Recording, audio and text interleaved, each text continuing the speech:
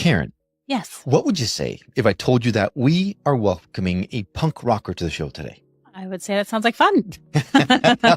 But then you'd also say, what does that have anything to do with our topic, right? I don't know. Maybe.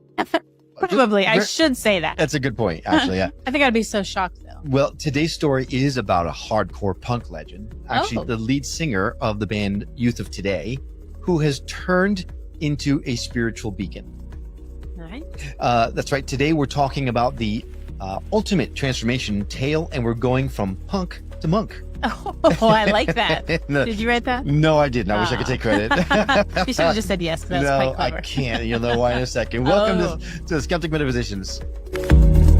My name is Will. And I'm Karen. And unlike Mulder and Scully, we both want to believe. So we've embarked on a journey of discovery. We've talked to people deeply entrenched in the spiritual and metaphysical world. We've thrown ourselves into weird and wonderful experiences. I even joined a coven of witches. And wait, you joined a coven? Yep, all in the interest of finding something. Anything. That will prove that there's something beyond this physical, three-dimensional world we all live in. This is the Skeptic Metaphysicians.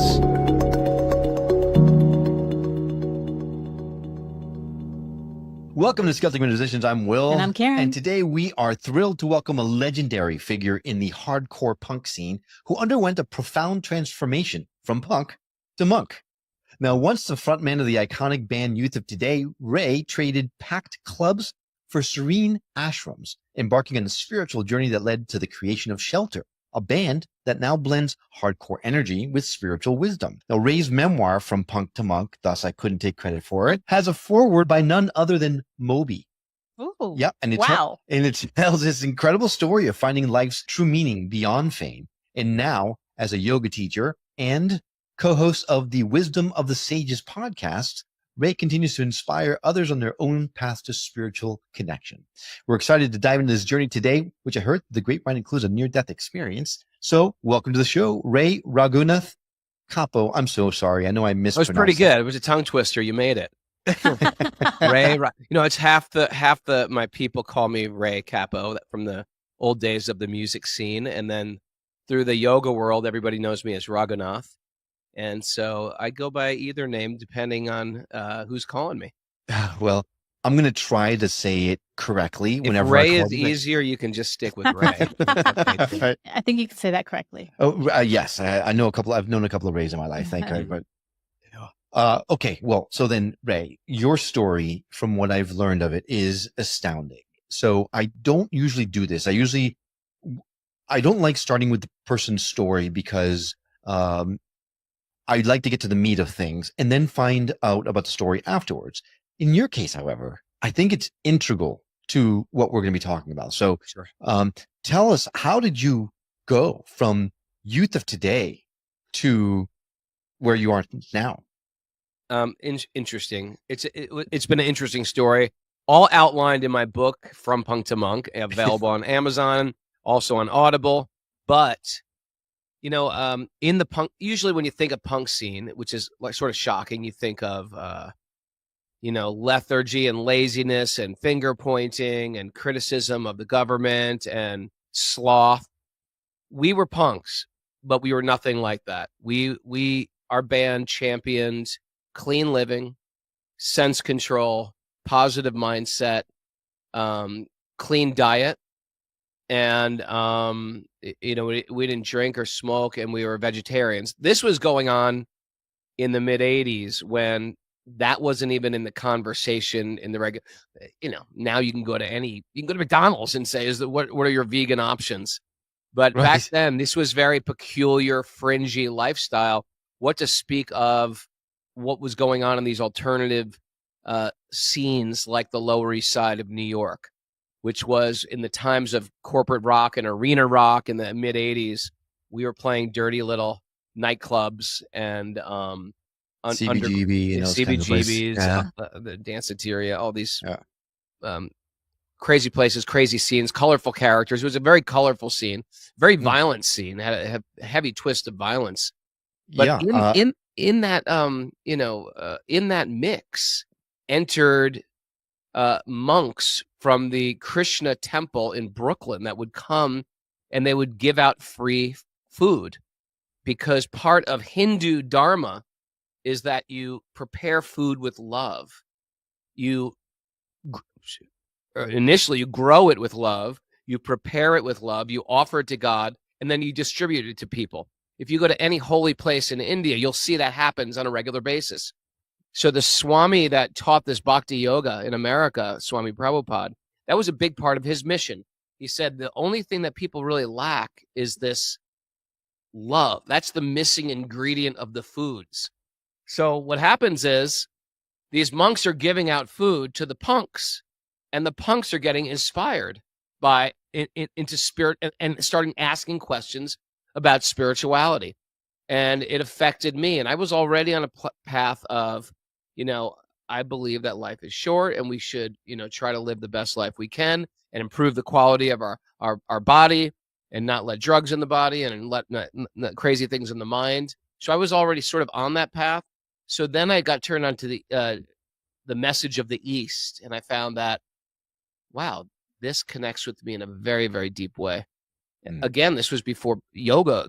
Yoga was even popular. If you were into yoga, it was connected to some Indian guru in New York City before yoga became like a secular sort of fitness class at a gym. It was sort of connected. So that sort of drew me in, and I like India's very broad understanding of spirituality and in welcoming, inclusive concept of spirituality. And so that's sort of what drew me in, and I sort of adopted that into my life. And then at a certain point in the band's success, I just realized, you know what? This is not what I want. This, as good as it was for me, because it was a good thing, I got to travel the world and speak this message and change people's lives and change my life. I still felt there was inner work you had to do that wasn't available for me. Because let's face it, you could maybe not eat junk food, have a clean diet, have a good attitude even, but just still be sort of like, have your mind and your consciousness filled with anger or envy or greed, all these things that Buddhists and Hindus and Christians speak about. How do you deal with your mind? And that was the next step of, after refining your body, now how do you deal with your mind? And that became my next quest in life. And that's when I left for India when I was 22. And that was pre-internet India, pre-cell phone India, it was pre-direct flights to India. It was a whole different world back then. Before we get to that, because that's the tale takes quite an unexpected turn from this point. But how did you initially, your message with youth of today? I mean, a mosh pit was not a place where a lot of people, I guess some people did go through spiritual awakenings from hitting their heads against each other. But how was your message welcomed in that space? Because right from the get, you were already in that space, right? That is a great question. And you think it's either going to be hated or it was going to be embraced. And it was a wonderful, miserable combination of both. I never expected it to blow up as big as it did, because even to this day, which is, 40 years later or so, there are bands that follow this message. It's part of their identity and persona. But for me, it was like, yeah, this is what I'm into. I like very aggressive music, powerful music that, inspires change. But at the same time, I think that change has to be directed internally. And that became a very big they called it a straight edge movement. And there's bands all over the world, truthfully, Southeast Asia. And I've even met straight edge bands in India and straight edge bands in all over South America and all over Europe and Eastern Europe. So your question is, how did people what did people think about it? A lot of people hated it. They really felt like, who are you introducing this into our scene, where it's a scene where anything goes? That was a common argument I'd get. It's punk, man. We don't have to follow any rules. Anything goes. And I said, okay, well, this is something. This is gonna go for us. And we just tried to spell, and we were a little sophomoric perhaps because we were teenagers. And whenever teenagers try to give this message of wisdom, and you're looked at as like, who you guys think you are? But right. But 10 years later, 20 years later, 30 years later, if you're still like a drunk punk sleeping on the streets, truthfully, if you're doing the same things you're doing when you're 18, when you're 28 or 38, oftentimes you're not holding your family together. You're not holding a job together. When punks grow up, that could be another book out of this. Or a reality show. Oh my God. Yeah. Yeah, that's a great idea. All right. Okay. So I just want to jump in one more time. But strangely, there was another demographic who were like, yeah, this resonates more with me than sloth, lethargy, negative attitudes, depression, etc. So it sort of created a scene within a scene already. Right. It's almost like the parallel. It's a very distant parallel, but like Christian rock now these days, right? Where, Right. It's now becoming this thing where you wouldn't think of that. Like the rock and roll world is not along those lines. Same thing back in the day. The punk scene was very different. But, It's for sure.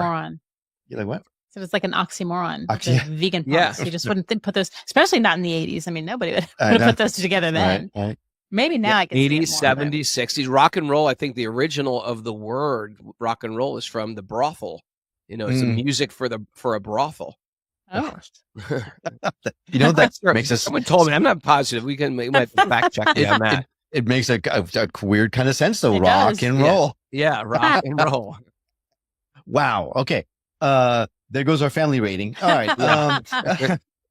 Okay. So then you found yourself going called to India. So, I mean, one day you just woke up and said, I've got to go. It was, it's like saying, what was the straw that broke the camel's back? And it was a building up of pressure over, my life. I wasn't super old. I was 22 when I finally went, but it was a spiritual calling at a young age. It was fulfilling some of my material desires, being in a band, traveling the world, getting recognized, putting out records, being prolific as a musician. And then feeling that success, seeing even peers become even more successful, very successful, witnessing this whole culture of the Lower East Side and seeing their choices and stepping into my own, manhood, sort of from teen to a man.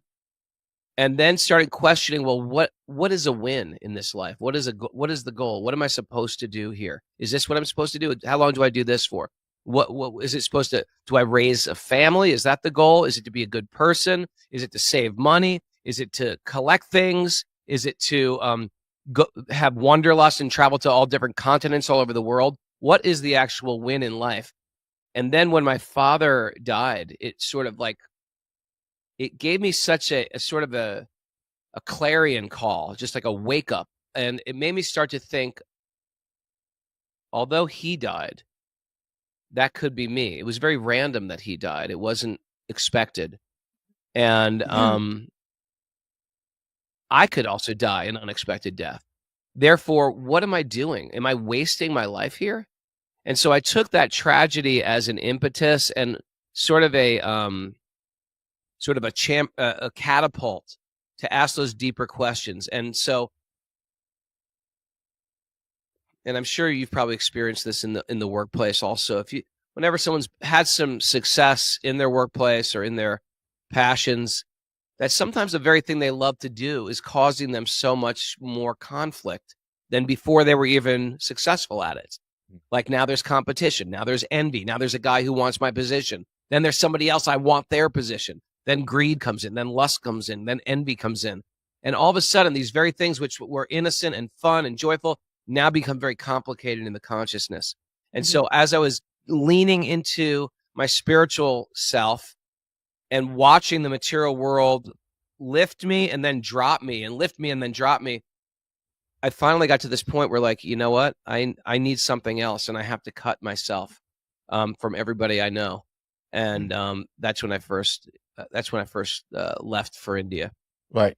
That I understand, because but I didn't go to India. I just left Miami. Leaving Miami. That's the name of a book also. That's a pretty good title. Got all kinds of Miami. books here. All right. So then, you did you know anyone in India? Did you go on your own? Did you I connect with a met a guru? traveling I met a traveling monk and in New York, and at that point I was already I believe the teachings of the Bhagavad Gita, which is one of the holy books of India. In India, there's many holy books in all different traditions, but India has canons and canons of holy books. And they're books basically of how to control the mind, how to purify the mind, how to purify the senses, how to live a progressive life, how to identify yourself as a spiritual being. And I was like, this is what I want to do. This is what I want to focus on. This is what I want to become good at. So I already made up my mind. I'm going to India. I don't know how to do it. Nowadays you can go to TripAdvisor and say, how do you go to, how do you figure this out? Cheapoair.com. Yeah, that you could book your airline on. Everything's so much easier now. I didn't even have a credit card when I went to India. Wow. Yeah, imagine traveling with. Yeah. And India was completely another world because we forget how much the internet has influenced everything from the way we talk, the way we dress. I mean, people in India will say bro, like we say bro, because the internet has homogenized the entire world. Oh, Ray, don't crush that for me. I can't see a Hindu going bro to me. I can't. That would kill me. Everybody says bro. Everybody dresses the same. Everybody. It's like that is sad. Oh, yeah, bro. But back then it was like you're actually going to almost like a different planet.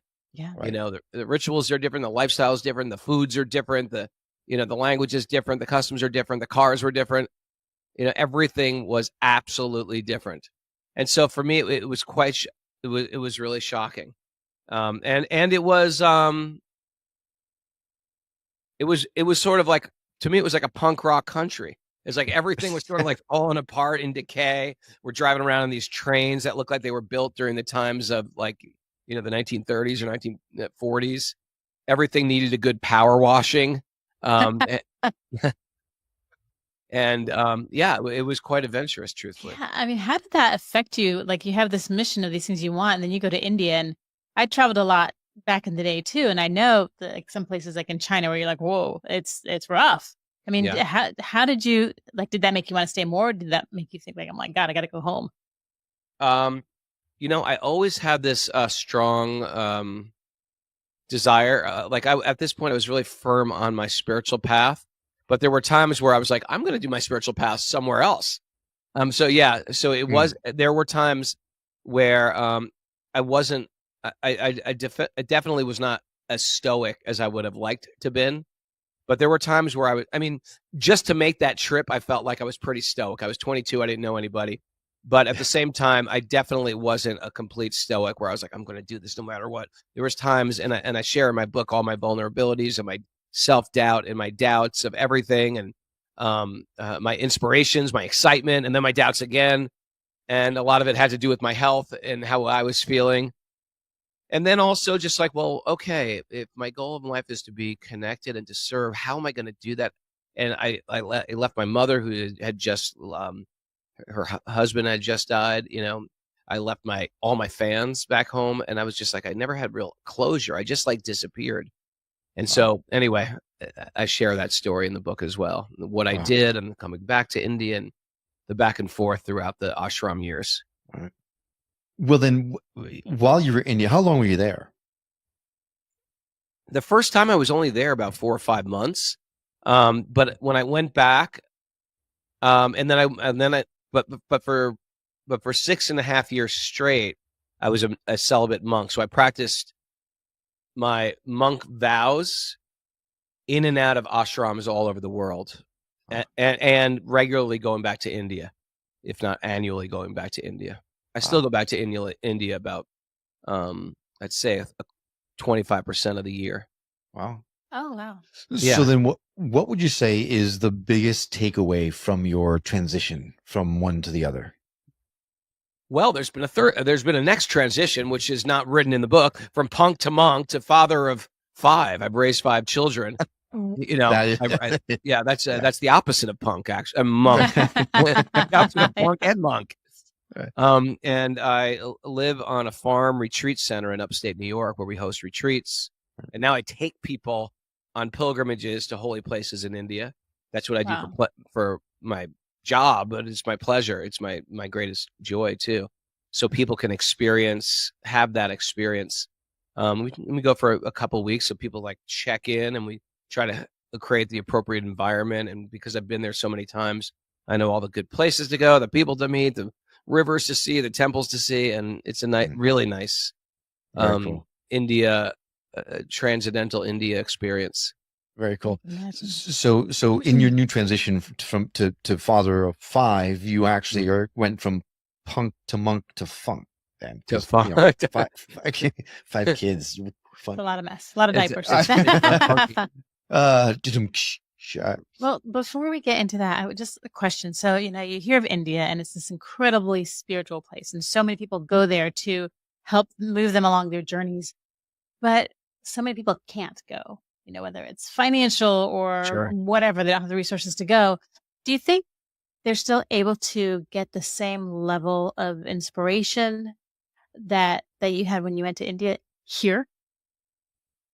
Great question. I think that God is real.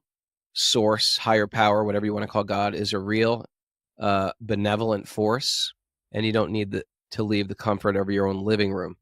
But sometimes, and I think it's safe to say, that environment affects our mind as well. Mhm. Yeah. You know, sometimes when you drive into the desert, or you go to the Grand Canyon, or you go into the forest, it's the environment that assists the mind.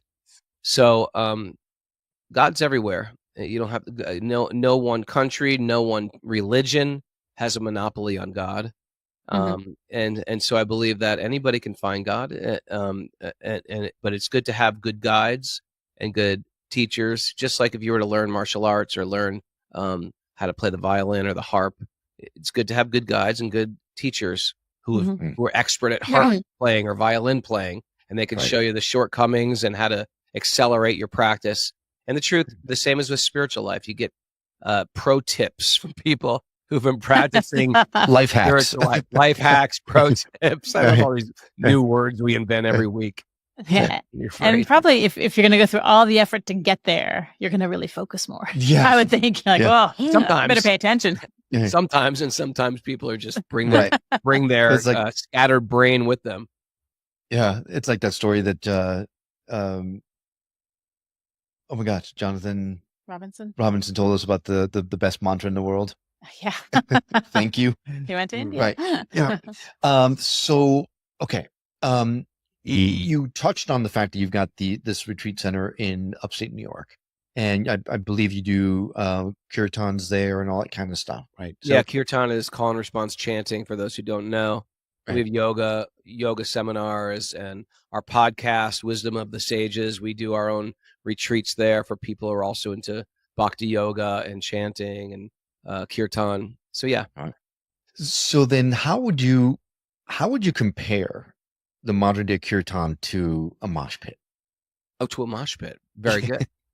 Well, you got to come to some of our kirtans sometime. Are they? I mean, because they can get pretty energetic. You know right, what? the Truthfully, kirtans. it's when I first went to some yoga societies in New York, and some of the kirtans are very sedate. But when I saw how the Bhakti yogis do kirtan, it is filled with I've never seen anything close to it except like a mosh pit, where it's like high and it can be very sweet and soft also, but it can also be jumping up and super down. raucous. And yeah. Really Wow. raucous. Because Yeah. why? Because it's a calling of the heart to God. It's like full contact prayer. You know, you're jumping I up like and down. that. I mean, yeah. I mean, I bet if you YouTube search ecstatic kirtan, you'll see just like people like losing it in dance, and it's a process of spiritual life that requires song and dance. It's pretty interesting. It's song and dance, and those are two things that are very difficult to analyze with scientific instruments. How do you analyze song? It's just a song. How do you analyze dance? What's it doing to the body? Is it just endorphins? Is it just this podcast is called The Skeptic Metaphysician. And in the culture of the ancient Indian sciences of yoga, they say you actually, it's not skepticism is the word, but discernment. It's important to have discern. I was never asked when entering studying Vedic philosophy to just blindly accept this stuff. Just accept, just trust, and when you die, you'll go to heaven. I was never asked to do that. Right. It was always bring your intelligence here and challenge this. But you can't just challenge something, just say, if you just tell me, yeah, you're wearing a white baseball cap, but I refuse to look at your picture. I'm not, you know what I'm saying? I have to enter into the video monitor. So in the same way, we can't just say, well, I don't believe in this. You got to enter into the experiment. So when I got into Bhakti, I thought, okay, this is interesting. These books are very deep and very thoughtful. I never thought like this before. How do I take a step further? And they said, well, you should try mantra meditation. That's where you chant on like Indian rosary and you chant the Maha Mantra. You chant Hare Krishna on these beads and you try to control your mind. You try to control your senses. You try to control your thoughts because your thoughts are things. And you try to just hear the mantra. And so you practice that because let's face it, if you practice, if you get a gym membership, but you just go once, it's not going to have an effect. You got to practice on a regular basis. Yeah. We haven't gone once, not yet. You haven't gone once, right? Well, that's not going to work. I know. So you can't get the membership. Maybe. You can't just buy the clothes. You got to show up on a regular basis. Right. So that in yoga culture, that's called your sadhana. And in a spiritual sadhana means it's a regular practice of meditation, a regular practice of controlling your senses, a regular practice of controlling your mind, a regular practice of being careful what you put in your mouth, and what comes out of your mouth and how you treat people and how you treat yourself. So when you practice that and you try that for 2 weeks, you realize, oh, something's happening here. I'm noticing something. And I'm sure whenever people do any type of austerity for their better self, they start running for a week or start weightlifting or doing yoga for a week, they find that, wow, I feel different. I feel better now. And so what you want to do is you want to turn it up a little. So you go to a mentor and say, well, okay, now what can I do? And they ask you, well, you take your discernment and you bring it further. And then you have a question and you challenge and you challenge what they're saying. And then you move closer and closer. So skeptic is no, but we say discernment is yes. You have to have a discernment. It sharpens our intelligence. Otherwise, we're just a bunch of fanatics. I'll believe all this stuff. It's true. It says so in the Bible, or it says so in the Bhagavad Gita. We don't want to be fundamentalists. We want to experience this stuff. This stuff is experiential. Right. Mm-hmm. So it's funny. I grew up in the New York area, and for us, I'd spend a lot of time in Manhattan because my best friend grew up in the Upper West Side, and there was something about being in that area that you had to be really on your toes because everyone was trying to pull one over on you. Exactly. Right. So I became very pragmatic, very skeptical, but not cynical. So I would say that I was very spiritual even back then, right? Because I was practicing very strong discernment. I mean, why are you looking at me? I didn't know you. Well, I think I hear your point. You had to be quick on your toes. You had to be a little, you had to have a lot of discernment because everyone's trying to rip you off. Yep. And you had to be a little skeptical who you're dealing with. And you had to have a lot of street smarts because I used to go to Manhattan also. We used to take the Metro, Metro North? Metro North, yeah. Metro North, the Harlem line or whatever. Yeah. And get it in Brewster and take it to 42nd Street and Grand Central Station, then head downtown. And that was the ritual every weekend. That was, yeah, exactly. And you had to be sharp on your toes. And if you went to New York back then, New York was an entirely different animal. It was a completely different animal. And if you didn't have street smarts, you're about to be robbed. Oh, yeah. Or worse. or worse.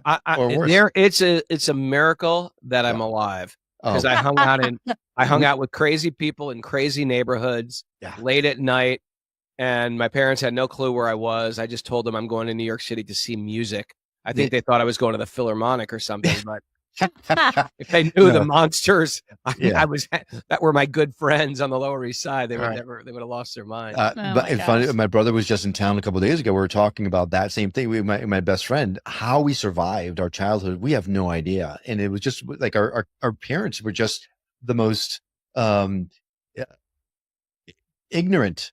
I think your mom just didn't want to know. Right. You Probably know what? so. I Could think have had I it right in was the sand. I was 6 out of 7 kids. So I think by the time Wow. they got to me, they were like, all right, We got plenty to. yeah, just you're on your own. You can Yeah. figure it out. You're smart. We got plenty of spares just in case. Yeah, it's unbelievable. My kids don't do anything. I keep them so sheltered. Oh no, Oh my but God, we do the same thing. I That's mean, I wasn't exactly. as bad as you, but same thing. My mom didn't know where I was half the time. Well, wait, where are you saying it's bad? Because I know It you. wasn't bad. I was That's just a different podcast. All right. Well, so Ray, looking back on all this kind of stuff, what do you think the youth of today lead singer that you were back in the 80s, what would you think of the Ray that is here in front of us today?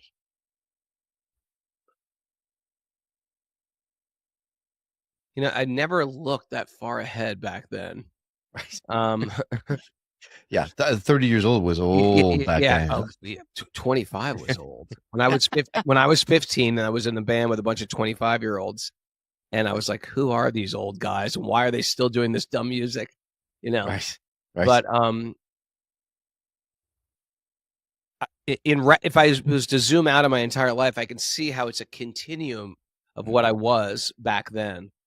I don't know why I got into clean living, positive attitudes, clean diets and stuff. I don't know why I got into it or how I got into it, but I started finding myself in these weird New York bookstores about alternative medicine and alternative diets and alternative lifestyles and yoga, qigong, and all these things are sort of interested me. I got a job at a vegetarian restaurant on the Lower East Side, and we had a family apartment on 15th Street. So I moved there when I was 18, and I don't know where I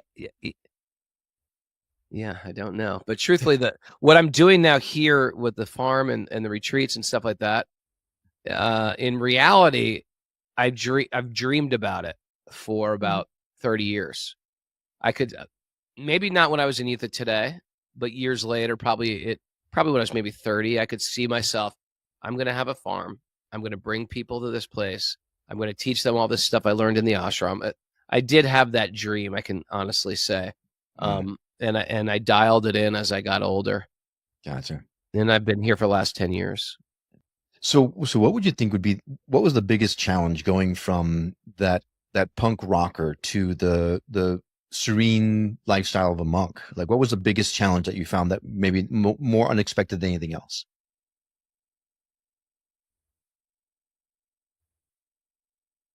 You can change your habits, but you got to change your thoughts.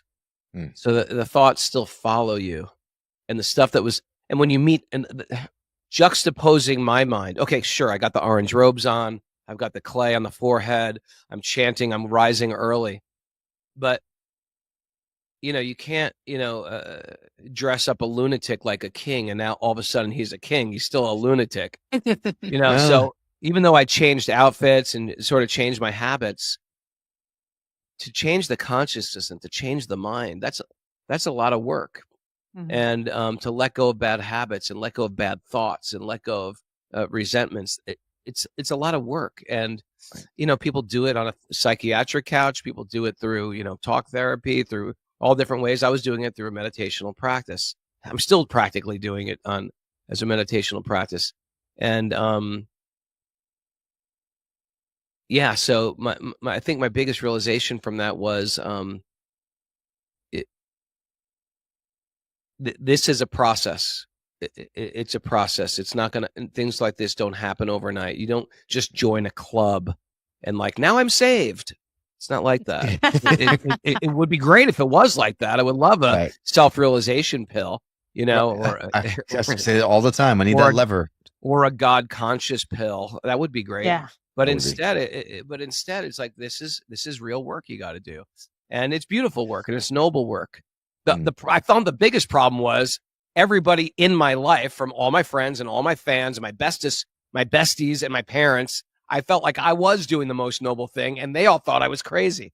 And that was, I think that was the hardest Right. thing to do.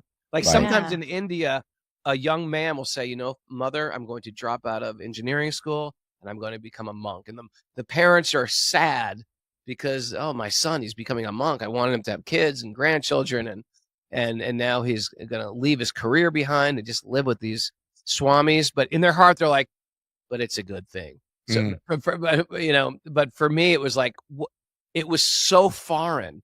And again, there was no internet, so you can't just Google up, what does a Hindu monk look like? It was like, are you insane? Are you brainwashed? Why Right. you're going to find somebody else's religion? Just make up your own religion. Right. They didn't understand the culture. It was hard for me to even articulate what I was doing, but I knew in my heart I was on a right path. So kind of going back to what you said about you have to change your thoughts and how that, being a challenge for you. What advice would you give to our listeners on maybe a simple step to get that process started? Yeah, I can give you a couple simple steps that you could just practice immediately. Great. Stop blaming people for anything that's going wrong in your life. Take full responsibility for everything that's happened to you in your life. That's a big one. We can't get out of the world of blaming, and when we do, we can never heal from that. And how we live our life today, if we can stop the blaming and stop complaining, that alone can radically change our life. And then from there, shift to stop criticizing people. Stop micromanaging the way people do everything and finding fault with them, and just running like on autopilot, like shooting everybody down from the way they look, the way they dress, how they hurt you, going into some old resentment from 20 years ago, how you were wronged by your father, by your mother, by your uncle, and how, get rid of any type of victim mentality. See that the source or God or Jesus or whatever you want to call your higher power is benevolent. Nothing that I've got was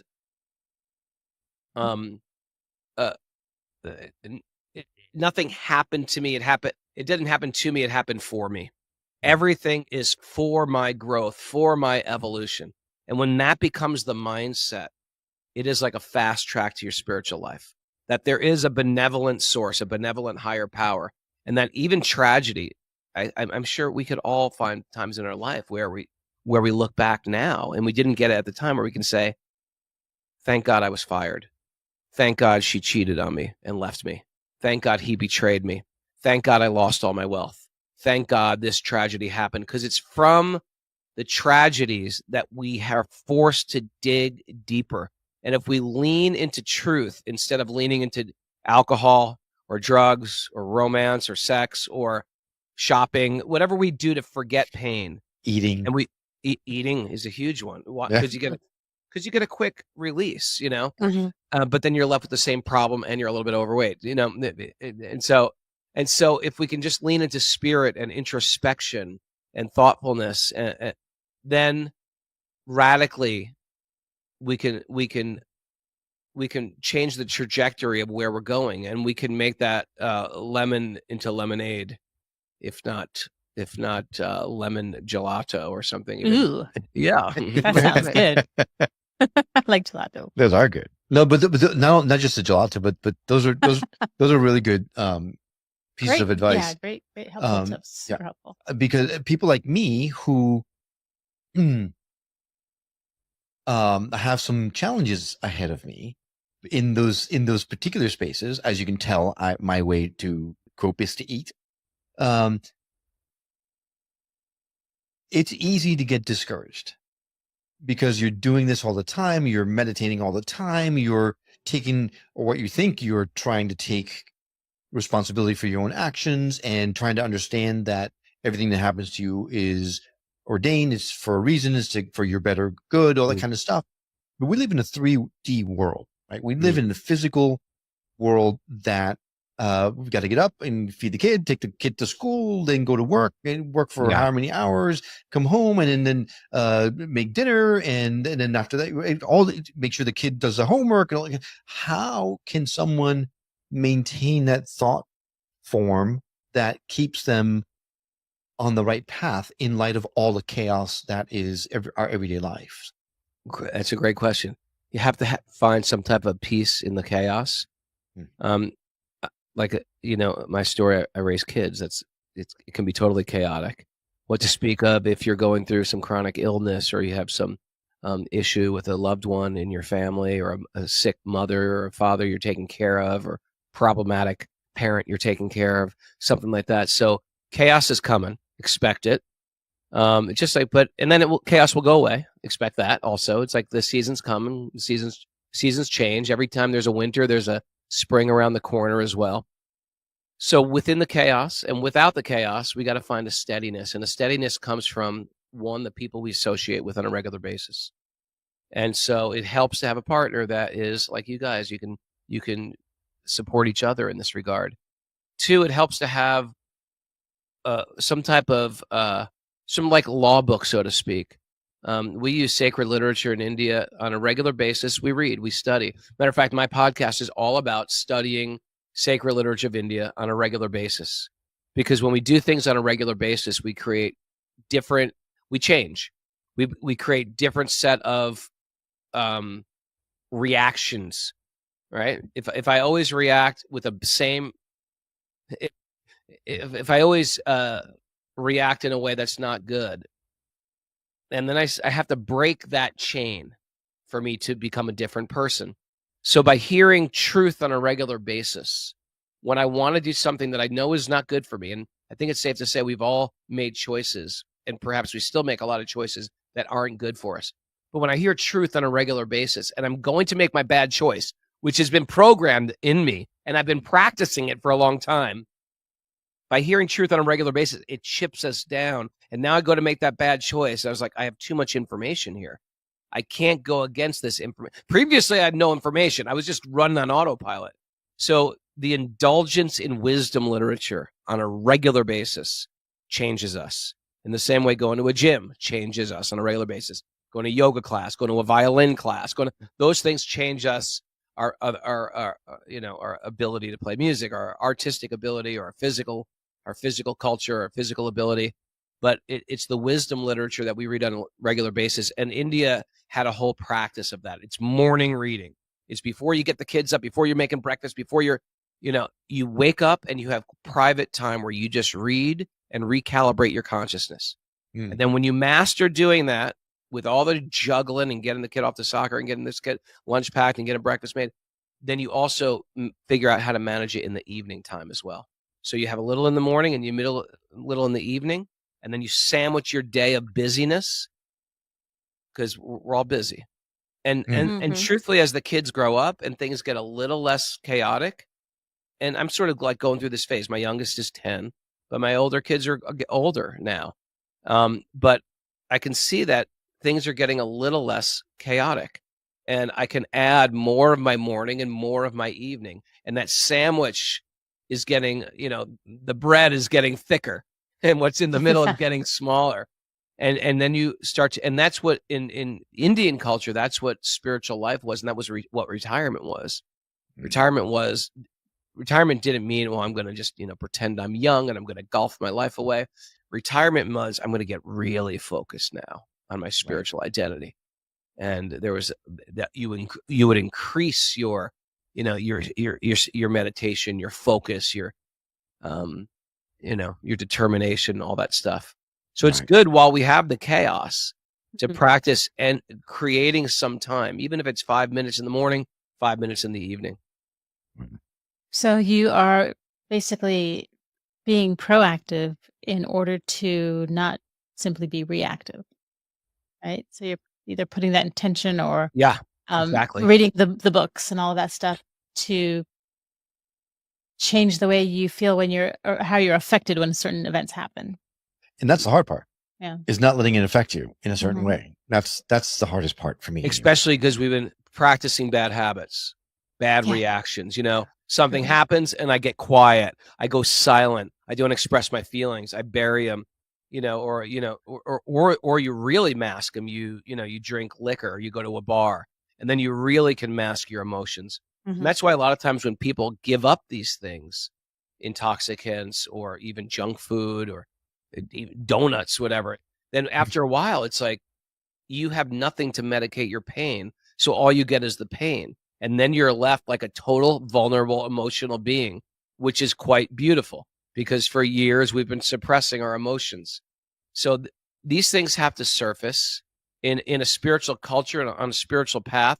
They will naturally start to surface, and then it's gonna make you realize how ugly we are. You're not ugly. We're all a mess. We're all broken, and all this stuff is surfacing and it's coming to the top, and we face it, and it's ugly.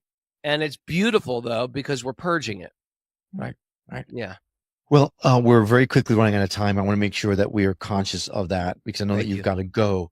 We talked a little bit about your retreat center in upstate New York. Is there anything that you want to make sure that everyone understands about your place and why they should go there? Oh, sure. Well, my website is raghunath.yoga, and you can go to our events tab if you want to see the things we're doing at the farm.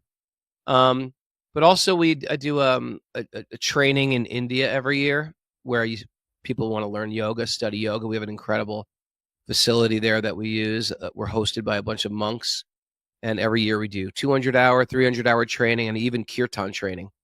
That's also on my website.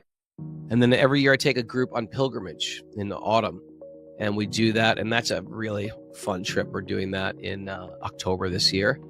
And this year we added a second trip. We're going to Nepal. So some people are going to Nepal, and we go trekking, but we also treat it like a pilgrimage. We have our morning session and our evening session. I give lectures and talks, and they're both wonderful trips. And people are doing both, or people can go to one or the other.